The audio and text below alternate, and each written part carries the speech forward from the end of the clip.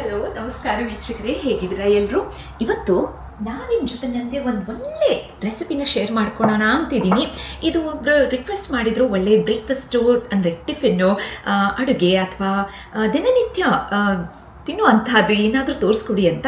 ಅದಕ್ಕೆ ನನಗನ್ನಿಸ್ತು ಇದು ತುಂಬಾ ಎಲ್ರಿಗೂ ಇಷ್ಟ ಆಗುವಂಥದ್ದು ಅಂತ. ಕೆಂಪು ಅಕ್ಕಿ ರೆಡ್ ರೈಸ್ಲಿಂದ ಮಾಡಿರುವಂಥ ಒಂದು ರುಚಿಕರವಾಗಿರುವಂಥ ಅಡುಗೆ. ರೆಡ್ ರೈಸ್ ತುಂಬಾ ಒಳ್ಳೆಯದು ಹೆಲ್ತ್ಗೆ. ಇದರಲ್ಲಿ ತುಂಬ ಒಳ್ಳೆ ಕಾಂಟೆಂಟ್ಸ್ ಇರುತ್ತೆ. ಲೈಕ್ ನೀವು ಇದನ್ನು ತಿಂದರೆ ವಿಟಮಿನ್ಸು, ಐನು, ಮ್ಯಾಗ್ನೀಸಿಯಮ್ ಎಲ್ಲ ಸಿಗುತ್ತೆ. ಹಾರ್ಟ್ ಹೆಲ್ತ್ಗೂ ತುಂಬಾ ಒಳ್ಳೆಯದಿದು. ಅದಲ್ಲದೇನೂ ಕೂಡ ವೇಟ್ ಮ್ಯಾನೇಜ್ಮೆಂಟ್ ಮಾಡೋ ಹಾಗಿದ್ರೆ ಬಿಳಿ ಅಕ್ಕಿನ ಬಿಟ್ಟು ಕೆಂಪು ಅಕ್ಕಿನ ಸ್ವಿಚ್ ಮಾಡಿದರೆ ಟೇಸ್ಟು ಕೂಡ ತುಂಬಾ ಚೆನ್ನಾಗಿ ಅನಿಸುತ್ತೆ. ಇದು ತುಂಬಾ ಫಾಸ್ಟಾಗಿ ಆಗುವಂಥದ್ದು. ಇದಕ್ಕೆ ನೀವು ಪ್ರೆಷರ್ ಕುಕ್ಕರ್ನಲ್ಲೇ ಮಾಡಿಬಿಟ್ರಂತೂ ಇನ್ನೂ ಸುಲಭವಾಗಿ ಆಗುತ್ತೆ. ಏಕೆಂದರೆ ಇದು ಯಾಕಪ್ಪ ಅಂದರೆ ಪ್ರೆಷರ್ ಕುಕ್ಕರ್ನಲ್ಲಿ ಮಾಡೋದು ತುಂಬಾ ಸುಲಭ. ಒಂದೇ ಶಾಟ್ನಲ್ಲಿ ಆಗುತ್ತೆ. ಇಟ್ಟು ಬಿಟ್ಟರೆ ಅದ್ರ ಪಾಡಿಗೆ ಅದು ಆಗೋಗುತ್ತೆ. ಅದಲ್ಲದೇನೂ ಕೂಡ ಇದು ಒಂದು ಸ್ವಲ್ಪ ಟೈಮ್ ಹಿಡಿಯುತ್ತೆ ಈ ಅಕ್ಕಿ ಬೇಯೋದಕ್ಕೆ. ಅದ್ರಿಗೋಸ್ಕರ ಇದನ್ನು ಪ್ರೆಷರ್ ಕುಕ್ಕರ್ನಲ್ಲಿ ಮಾಡಿದರೆ ತುಂಬ ಈಸಿ ಆಗುತ್ತೆ. ಬೆಳಿಗ್ಗೆ ಎದ್ದ ತಕ್ಷಣವೇ ಫಸ್ಟ್ ಕೆಲಸ ಏನು ಮಾಡೋದು ಅಂದರೆ ಈ ಅಕ್ಕಿನ ಬಳಸ್ತಾ ಇದ್ದೀನಿ ನಾನು. ಇದು ಕೆಂಪು ಅಕ್ಕಿ ಪ್ಯಾಕೆಟು. ಇದನ್ನು ಒಂದು 3/4 ಕಪ್ಪು ಅಕ್ಕಿನ ಈ ಪಾತ್ರೆನಲ್ಲಿ ಹಾಕಿ, ಅದೇ ಪ್ರಮಾಣದಲ್ಲೇ ಹೆಸರುಬೇಳೆನೂ ಕೂಡ 3/4 ಕಪ್ನಷ್ಟು ಹಾಕಿ ಇದನ್ನು ಚೆನ್ನಾಗಿ ಎರಡೂ ಚೆನ್ನಾಗಿ ತೊಳೆದುಕೊಂಡು ಹಾಗೂ ನೀರಿನಲ್ಲಿ ನೆನೆಸಿ ಇಟ್ಟಿದ್ದೀನಿ. ಸುಮಾರು ಒಂದು 5 ತಾಸು ಆಗಿದೆ. ಇದು ನೆಂದಷ್ಟು ಚೆನ್ನಾಗೆ, ಎಷ್ಟು ನೆನೆಯುತ್ತೆ ಅಷ್ಟು ಒಳ್ಳೆಯದು. ತುಂಬಾ ಫಾಸ್ಟಾಗಿ ಆಗುತ್ತೆ. ನೀವು ಬೆಳಿಗ್ಗೆ ರಶ್ನಲ್ಲಿದ್ದರೂ ಕೂಡ, ಮಕ್ಕಳು ಸ್ಕೂಲ್ಗೆ ಹೋಗಬೇಕು ಅಂತ ಗಲಾಟೆನಲ್ಲೂ ಕೂಡ ಇದನ್ನು ತುಂಬ ಫಾಸ್ಟಾಗಿ ಮಾಡುವಂಥದ್ದು. ಇದಕ್ಕೆ ಏನು ಬೇಕು ಅಂದರೆ ಬರೀ ಒಂದು ಈರುಳ್ಳಿ ಹಾಗೂ ಸ್ವಲ್ಪ ಮೆಣಸಿನ್ಕಾಯಿ, ಶುಂಠಿ ಹಾಗೂ ಬೆಳ್ಳುಳ್ಳಿ. ನಿಮ್ಮ ಮನೆಯಲ್ಲಿ ಶುಂಠಿ ಬೆಳ್ಳುಳ್ಳಿ ಇಲ್ಲ ಅಂದರೆ ಶುಂಠಿ ಬೆಳ್ಳುಳ್ಳಿ ಪೇಸ್ಟ್ನ ನೀವು ಬಳಸಬೇಕು ಅಂದ್ರೂ ಕೂಡ ಅದು ಸಹ ಪರವಾಗಿಲ್ಲ. ಸೊ ಇದನ್ನು ಫಸ್ಟಿಗೆ ಈರುಳ್ಳಿ ಮೆಣಸಿನ್ಕಾಯಿನ ಹೆಚ್ಚಿಟ್ಕೊಂಡ್ಬಿಡೋಣ. ನಾನು ಒಂದು ದೊಡ್ಡ ಈರುಳ್ಳಿನ ಸಣ್ಣಗೆ ಹೆಚ್ಚಿಟ್ಕೊತಾ ಇದ್ದೀನಿ. ಸರಿ, ಇದನ್ನು ಹೆಚ್ಚಿಟ್ಕೊಂಡಿದ್ದಾಯಿತು. ಇವಾಗ ಒಂದು ಪ್ರೆಷರ್ ಕುಕ್ಕರ್, ಒಂದು ಒಳ್ಳೆ ದೊಡ್ಡ ಪ್ರೆಷರ್ ಕುಕ್ಕರ್ ತೊಗೊಳ್ಳಿ. ಕ್ವಾಂಟಿಟಿ ಜಾಸ್ತಿ ಇರ್ತೆಯಲ್ಲ. ಚಿಕ್ಕ ಪ್ರೆಷರ್ ಕುಕ್ಕರ್ ಚಿಕ್ಕ ಪ್ರಮಾಣದಲ್ಲಿದ್ದಾಗೆ ಒಂದು 2 ಟೀ ಸ್ಪೂನ್ನಷ್ಟು ಎಳ್ಳೆಣ್ಣೆ, 2 ಟೀ ಸ್ಪೂನ್ ತುಪ್ಪ.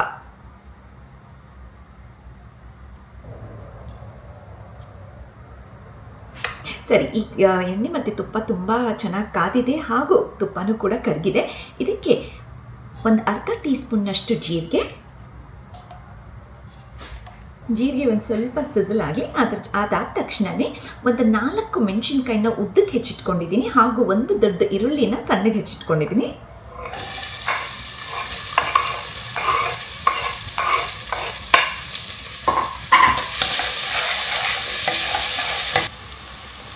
ಒಂದು 3 ನಿಮಿಷ ಕಾಲ ಆದಮೇಲೆ ಇದಕ್ಕೆ ಗಾರ್ಲಿಕ್ ಆ್ಯಂಡ್ ಜಿಂಜರ್ ಪೇಸ್ಟ್, ಇದನ್ನು 1 ಟೀ ಸ್ಪೂನ್ನಷ್ಟು ಹಾಕೋಣ.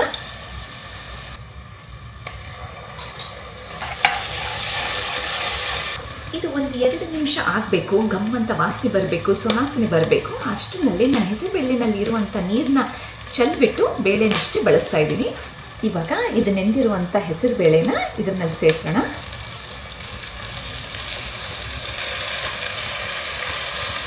ಇದು ಅಕ್ಕಿನಲ್ಲಿ ಇರುವಂಥ ನೀರನ್ನ ನಾವು ಬಿಸಾಕಲ್ಲ. ಅಕ್ಕಿನಲ್ಲಿ ಇರುವಂಥ ನೀರನ್ನ ಬೇರೆ ಕಡೆ ತೆಗೆದು ಬರೀ ಅಕ್ಕಿನಷ್ಟೇ ಈ ಪ್ರೆಷರ್ ಕುಕ್ಕರ್ನಲ್ಲಿ ಫಸ್ಟಿಗೆ ಮಿಕ್ಸ್ ಮಾಡೋಣ. ಕಿಚಡಿ ಅಂದ ತಕ್ಷಣವೇ ಎಲ್ರಿಗೂ ಅನಿಸ್ಬೋದು ಎಲ್ಲ ಕೂಡಿಸಿ ಒಂದೇ ಸರ್ತಿ ಪ್ರೆಷರ್ ಕುಕ್ಕರ್ನಲ್ಲಿ ಹಾಕಿಬಿಟ್ಟು ಮಾಡಿಬಿಟ್ರೆ ಮುಗ್ದು ಹೋಗುತ್ತೆ ಅಂತ. ಆದರೆ ಒಂದೊಂದು ಸ್ಟೆಪ್ನು ಕೂಡ ನೀವು ಕರೆಕ್ಟಾಗಿ ಮಾಡಿದಾಗೆ, ಇದೇನು ಜಾಸ್ತಿ ಟೈಮ್ ತೊಗೊಳಲ್ಲ, ಬಟ್ ಅದು ಮಾಡಿದಾಗೆ ಅದ್ರದ್ದು ರುಚಿ ಇನ್ನೂ ತುಂಬ ಚೆನ್ನಾಗಾಗುತ್ತೆ. ಸೊ ಈ ರೀತಿ ಮಾಡಿ ನೋಡಿ, ನಿಮಗೂ ಕೂಡ ತುಂಬ ಇಷ್ಟ ಆಗುತ್ತೆ. ಅಷ್ಟೇ ಇದನ್ನಲ್ಲಿ ಸೇರಿಸ್ಕೊತಾ ಇದ್ದೀನಿ. ಸದ್ಯಕ್ಕೆ ನಾನು ನೀರು ಹಾಕ್ತಾ ಇಲ್ಲ. ಇವಾಗ ಇದನ್ನು ಚೆನ್ನಾಗಿ ಕೈಯಾಡ್ಸೋಣ ಒಂದು ಸುತ್ತು. ಸೊ ಈ ಥರ ಇದನ್ನು ಚೆನ್ನಾಗಿ ಬಿಸಿ ಮಾಡ್ಕೋಬೇಕು. ಬಿಸಿ ಮಾಡ್ದಂಗೆಲ್ಲ ಇದ್ರದ್ದು ರುಚಿ ತಿನ್ನೋ ಹೊತ್ತಿನಲ್ಲಿ ನಿಮ್ಗೆ ತುಂಬ ವ್ಯತ್ಯಾಸ ಅನಿಸುತ್ತೆ. ಸ್ವಲ್ಪ ಬಿಸಿ ಬಿಸಿ ಆಗಿ ಇದನ್ನು ನೀರಂಶನೂ ಒಂದು ಸ್ವಲ್ಪ ಹೀರ್ಕೊಂಡ್ಬಿಟ್ಟು ಚೆನ್ನಾಗಿ ಬಿಸಿ ಆದಮೇಲೆ ಇದಕ್ಕೆ ನೀರು ಸೇರಿಸೋಣ. ಇದು ಕುಕ್ಕರ್ ಇರೋದ ಕಾರಣಕ್ಕೆ ನಿಮ್ಗೆ ಎಲ್ಲದನ್ನು ಕಾಣಿಸಲ್ಲ. ಅದ್ರಗೋಸ್ಕರ ನಾನು ಪಾತ್ರೆ ಹೀಗೆ ಹಿಡಿದು ತೋರಿಸ್ತಾ ಇದ್ದೀನಿ ಇದ್ರ ಒಳಗಡೆ ಏನು ನಡೀತಾ ಇದೆ ಅಂತ. ಇವಾಗ ಇದು ಅಕ್ಕಿನಲ್ಲಿ ಇದ್ದಿದ್ದಂಥ ನೀರು, ನೆಂದಿರುವಂಥ ನೀರು, ಇದನ್ನು ಕೂಡ ನಾವು ಬಳಸ್ತಾ ಇದ್ದೀವಿ. ಇದನ್ನು ನಾನು ಮೆಷರ್ ಮಾಡ್ತಾ ಇಲ್ಲ ಯಾವುದೇ ಕಾರಣಕ್ಕೂ. ನನ್ನ ಕಣ್ಣಿನ ಅಳತಿನಲ್ಲಿ ನಾನು ನೀರನ್ನ ಸೇರಿಸ್ತಾ ಇದ್ದೀನಿ. ಎಲ್ಲ ಅಕ್ಕಿ ಮತ್ತು ಬೇಳೆ ಚೆನ್ನಾಗಿ ಮುಳುಗೋ ಹಾಗೆ ಇದನ್ನು ನೀರು ಸೇರಿಸ್ಬೇಕು. ಇದನ್ನು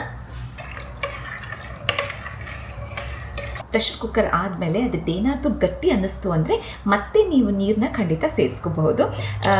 ಕಿಚಡಿ ಅಂದರೆ ಒಂಥರ ಒಳ್ಳೆಯ ಅದು ತಿನ್ನುವ ಹೊತ್ತಿನಲ್ಲಿ ಗಟ್ಟಿ ಇರಬಾರ್ದು, ತುಂಬ ನೀರಿಗೂ ಇರಬಾರ್ದು, ಒಂಥರ ಮಂದಗಿದ್ದಾಗೆ ಅದ್ರದ್ದು ರುಚಿ ಚೆನ್ನಾಗಿ ಅನಿಸುತ್ತೆ. ಈಗ ರುಚಿಗೆ ತಕ್ಕಷ್ಟು ಉಪ್ಪು, 1 ಟೀ ಸ್ಪೂನ್ನಷ್ಟು ಜೀರಿಗೆ ಪುಡಿ, ಹಾಗೂ 1 ಟೀ ಸ್ಪೂನ್ನಷ್ಟು ಧನಿಯಾ ಪುಡಿ, ಕೊತ್ತಂಬರಿ ಕಾಳಿನ ಬೀಜದ ಪುಡಿ, ಹಾಗೂ 1 ಟೀ ಸ್ಪೂನ್ನಷ್ಟು ಗರಂ ಮಸಾಲ. ಚೆನ್ನಾಗಿ ಒಂದು ಸುತ್ತು ಕೈಯಾಡಿಸ್ಬಿಟ್ಟು ಪ್ರೆಷರ್ ಕುಕ್ ಮಾಡೋಣ. ಒಂದು ಸೀಟಿ.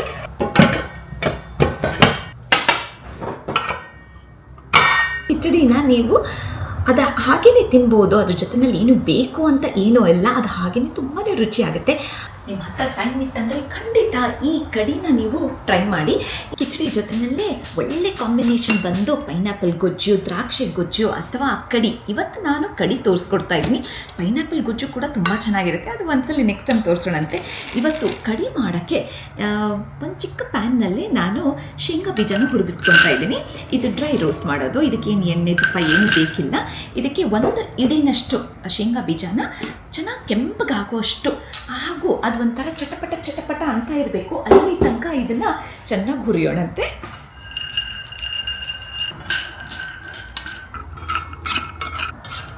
ಇದು ಚೆನ್ನಾಗಿ ಕಲರು ಬಂದಿದೆ, ಹಾಗೂ ಸಿಪ್ಪೆನೂ ಕೂಡ ಒಂದು ಸ್ವಲ್ಪ ಬಿಚ್ಕೊಂಡಂಗೆ ಕಾಣಿಸ್ತಾ ಇದೆ. ಒಂದು ಸ್ವಲ್ಪ ಕೆಂಪಗಾದ ತಕ್ಷಣ ಇದನ್ನು ಆಫ್ ಮಾಡಿಬಿಡ್ಬೇಕು. ಇದು ತಣ್ಣಗಾಗಕ್ಕೆ ಕಾಯೋಣ, ಆವಾಗ ಸಿಪ್ಪೆನ ಆರಾಮಾಗಿ ತೆಗಿಬೋದು ಅಂತ. ಅಷ್ಟರಲ್ಲೇ ಒಂದು ಮಿಕ್ಸಿ ಜಾರ್ನಲ್ಲೇ ನಾನು ಯಾವಾಗಲೂ ನಮ್ಮ ಮನೆಯಲ್ಲಿ ಕಾಯಿ ಬಂದ ತಕ್ಷಣವೇ ಅದನ್ನು ಹೊಡೆದು ಫುಲ್ ಕಾಯಿನ ತುರಿದು ಈ ಥರ ಫ್ರೀಝರ್ ಬ್ಯಾಗ್ನಲ್ಲಿ ಹಾಕಿಟ್ಕೊಂಡ್ಬಿಟ್ಟಿರ್ತೀನಿ. ತುಂಬ ಈಸಿ ಆಗುತ್ತೆ, ಕಣ್ಣು ಕೂಡ ಕೆಡಲ್ಲ, ಬೇಕಂದಾಗೆ ಅಡುಗೆ ಮಾಡೋದು ಫಾಸ್ಟಾಗಿ ಆಗಿಬಿಡುತ್ತೆ. 1 ಟೇಬಲ್ ಸ್ಪೂನ್ನಷ್ಟು ತುರಿದಿರುವಂಥ ಕೊಬ್ಬರಿ, ಕಾಯಿ ತುರಿ, ಮತ್ತು ಇದನ್ನು ಈ ಥರ ಕಟ್ಟಿ ಇಟ್ಬಿಟ್ರೆ ಸೂಪರಾಗಿರುತ್ತೆ. ನೀವು ಎಷ್ಟು ಬೇಕೋ ಅಷ್ಟು ಆರಾಮಾಗಿ ಬಳಸ್ಕೋಬೋದು, ಕಾಯಿನೂ ಕೂಡ ಕೆಡಲ್ಲ. ಫ್ರಿಡ್ಜ್ನಲ್ಲಿ ಇಟ್ಟಾಗೆ ಸುಮಾರು ದಿನ ಇಡೋಕ್ಕಾಗಲ್ಲ, ಕೆಟ್ಟು ಹೋಗ್ಬಿಡುತ್ತೆ. ಅದಲ್ಲದೇನೂ ಕೂಡ ಜನ ಕಮ್ಮಿ ಇದ್ದರೆ ಮನೆಯಲ್ಲೇ ಕಾಯಿ ಬಳಸೋದು ಕೂಡ ಕಮ್ಮಿ ಆಗೋಗುತ್ತೆ. ಈ ಥರ ಮಾಡಿದರೆ ಖಂಡಿತ ನಿಮಗೆ ಕೊಬ್ಬರಿ ಕೆಡಲ್ಲ. ಇದಕ್ಕೆ 1 ಟೇಬಲ್ ಸ್ಪೂನ್ನಷ್ಟು ಕಡಲೆ ಅಂತೀವಲ್ಲ, ಪುಟಾಣಿ, ಅದನ್ನು ಈ ಮಿಕ್ಸಿನಲ್ಲಿ ಸೇರಿಸೋಣ.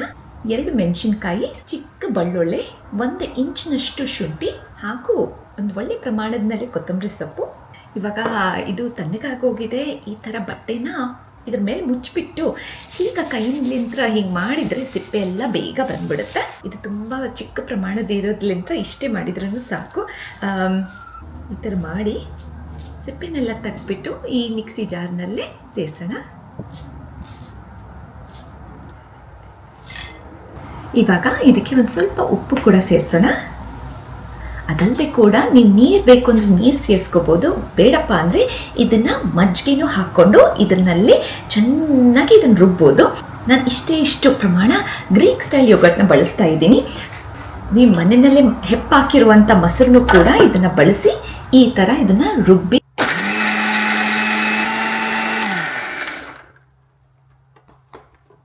ಇವಾಗ ಇದನ್ನು ಈ ಒಂದು ಬೌಲ್ನಲ್ಲೇ ಯಾವುದಾದ್ರನ್ನೆಲ್ಲ ಟ್ರಾನ್ಸ್ಫರ್ ಮಾಡಿಬಿಡೋಣ. ಇದಕ್ಕೆ ಮಜ್ಜಿಗೆನ ಹಾಕಬೇಕು.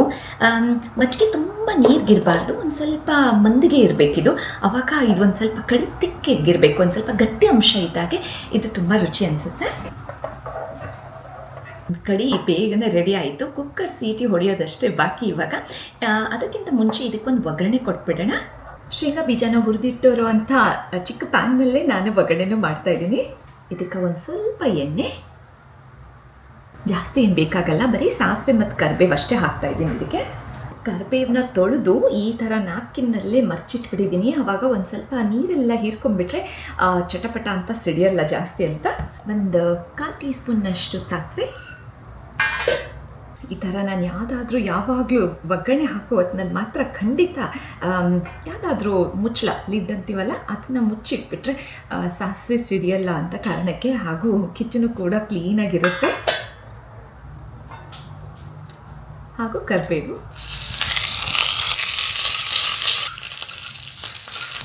ಕರಿಬೇವು ತುಂಬ ಚೆನ್ನಾಗಿ ಗರಿ ಆದ ತಕ್ಷಣ ಇದನ್ನ ಆಫ್ ಮಾಡಿ ಕುಕ್ಕರ್ ಸೀಟಿ ಹೊಡೆದಿದ್ದಾಯಿತು. ಇವಾಗ ಚೆಕ್ ಮಾಡೋಣ ಇದು ಯಾವ ಥರ ಕುದ್ದಿದೆ ಅಂತ. ಕ್ಲಾಸಾಗಿದೆ, ಚೆನ್ನಾಗಿ ಮ್ಯಾಶ್ ಆಗಿದೆ. ಬೇಕು ಅಂದರೆ ನೀವು 2 ಸೀಟನ್ನು ಕೂಡ ಹೊಡೆಸ್ಬೋದು. ಇವಾಗ ಇದನ್ನು ನೀರು ಹಾಕಿದಷ್ಟು ಕೂಡ ಎಬ್ಸಾರ್ಬ್ ಆಗಿ ಹೋಗಿದೆ, ಇದರಲ್ಲಿ ಏನೂ ನೀರಿಲ್ಲ. ಇವಾಗ ನೀವು ಇದನ್ನು ಬೇಕು ಅಂದರೆ ಇದಕ್ಕೆ ಎಕ್ಸ್ಟ್ರಾ ನೀರು ಹಾಕಿ ಇದನ್ನು ಕುದಿಸ್ಬೋದು. ನನಗೆ ಕಿಚಡಿ ಅಂದರೆ ಒಂಥರ ತಿಂದಾಗೆ ಈ ಥರ ಸ್ಪೂನಲ್ಲಿ ತೊಗೊಂಡು ತಿನ್ನೋ ಹಾಗಿರಬೇಕು. ಅದ್ರಗೋಸ್ಕರ ನಾನು ಖಂಡಿತ ಇದನ್ನಲ್ಲಿ ಇನ್ನೊಂದು ಸ್ವಲ್ಪ ನೀರು ಮಿಕ್ಸ್ ಮಾಡ್ತೀನಿ. ಇದನ್ನು ನೀರನ್ನ ಹಾಕಿ ಮತ್ತೆ ಸ್ವಲ್ಪ ಕುದಿಸ್ಬಿಡೋಣ. ಮತ್ತು ಬೇಕಂದರೆ ಉಪ್ಪು ಖಾರ ಏನಾದರೂ ಅಡ್ಜಸ್ಟ್ ಮಾಡೋ ಹಾಗಿದ್ರೆ ಖಂಡಿತ ಇದನ್ನು ಅಡ್ಜಸ್ಟ್ ಮಾಡ್ಬೋದು. ನೋಡಿ ಈ ಥರ ಬರಬೇಕು. ಸೊ ಇದು ಒಂದು ಸ್ವಲ್ಪ ಚೆನ್ನಾಗಿ ಕುದಿ ಬರಲಿ. ಅದು ಚೆನ್ನಾಗಿ ಕುದೀತಾ ಇದೆ, ಅಷ್ಟರಲ್ಲೇ ನಾವು ಹಪ್ಪಳನ ಸುಡೋಣ. ನೀವು ಈ ಥರ ಚಿಕ್ಕದು ಟ್ರಯಾಂಗಲ್ ಥರ ಮಾಡ್ಕೊಂಡ್ಬಿಟ್ರೆ ಫಸ್ಟಿಗೆ ಒಂದು ಅರ್ಧ ಮಾಡಿಕೊಂಡು ಅದರಲ್ಲಿ ಮತ್ತೆ ಇನ್ನೊಂದು ಅರ್ಧ ಮಾಡಿಕೊಂಡ್ರೆ ಗಿರ್ದಾಗುತ್ತೆ. ಈ ಥರ ಚಿಕ್ಕ ಹಪ್ಪಳನ ತೊಗೊಂಡು ಸುಟ್ಟಾಗೆ ಒಂಥರ ಕರ್ಲ್ ಬರುತ್ತೆ ನೋಡಿ, ಒಂಥರ ಸುತ್ಕೊಂಡಂಗಿರುತ್ತಲ್ಲ, ಅದು ನೋಡೋಕೆ ಒಂಥರ ಚೆನ್ನಾಗಿರುತ್ತೆ. ಟೇಸ್ಟ್ ಅಂತೂ ಸೇಮೇ ಇರುತ್ತೆ. ನೀವು ಫ್ಲ್ಯಾಟಾಗಿ ಸುಟ್ರು ಅದೇ, ಕರ್ಲಾಗಿ ಸುಟ್ರು ಅದೇ. ಸುಡುವ ಹೊತ್ತಿನಲ್ಲೇ ನೀವು ಅದನ್ನು ಒಂದು ಸ್ವಲ್ಪ ಹಿಂಗೆ ರೋಲ್ ಮಾಡಿ ಸುಡ್ತಾ ಹೋಗಿ ಆವಾಗದು ಚಿಕ್ಕದು ಕಟ್ ಮಾಡಿದಾಗೆ ನಿಮಗೆ ಸುಡೋಕ್ಕೂ ಈಸಿ ಆಗುತ್ತೆ, ಹಾಗೂ ಹಸಿ ಉಳಿಯಲ್ಲ. ಎಲ್ಲ ಕಡೆನೂ ಹಪ್ಪಳ ಸುಟ್ಟೋಕ್ಕೆ ಈಸಿ ಆಗುತ್ತೆ.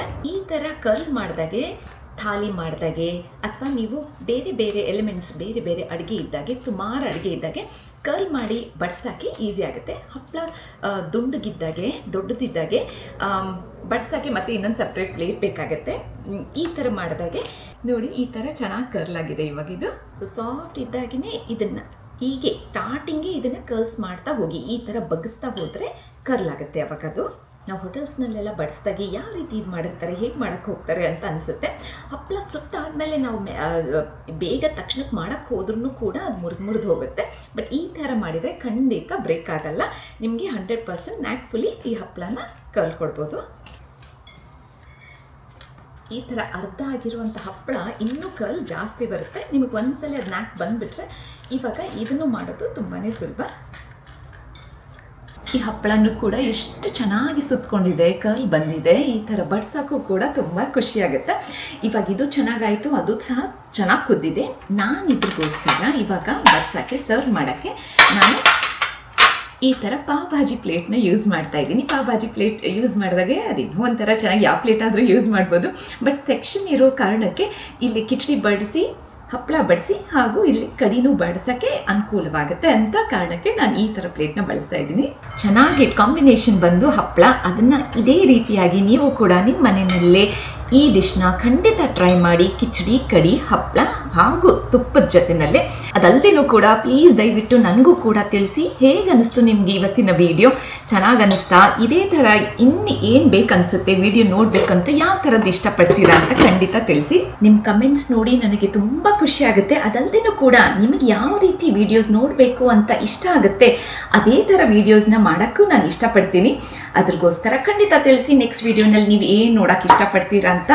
ಇವಾಗ ನಾನು ಕಿಚಡಿ, ಕಡಿ ಹಾಗೂ ಹಪ್ಪಳದ ಜೊತೆನಲ್ಲೇ ನನ್ನ ಮಧ್ಯಾಹ್ನ ಊಟನ ಈ ಥರ ಮಾಡ್ತಾ ಇದ್ದೀನಿ. ಅದರ ಜೊತೆನಲ್ಲೇ ತುಪ್ಪ ಮಾತ್ರ ಖಂಡಿತ ಮಿಸ್ ಮಾಡೋ ಹಾಗಿಲ್ಲ. ಈ ಥರ ಈ ಡಿಶ್ನ ಎಂಜಾಯ್ ಮಾಡಿದರೆ ತುಂಬಾ ಚೆನ್ನಾಗಿ ಅನಿಸುತ್ತೆ. ಕೊನೆ ತನಕ ಉಳಿದು ಈ ವಿಡಿಯೋನ ನೋಡಿದ್ದಕ್ಕೆ ತುಂಬ ಥ್ಯಾಂಕ್ಸ್. ಮತ್ತೆ ಸಿಗೋಣ ಮುಂದಿನ ಮಂಗಳವಾರ.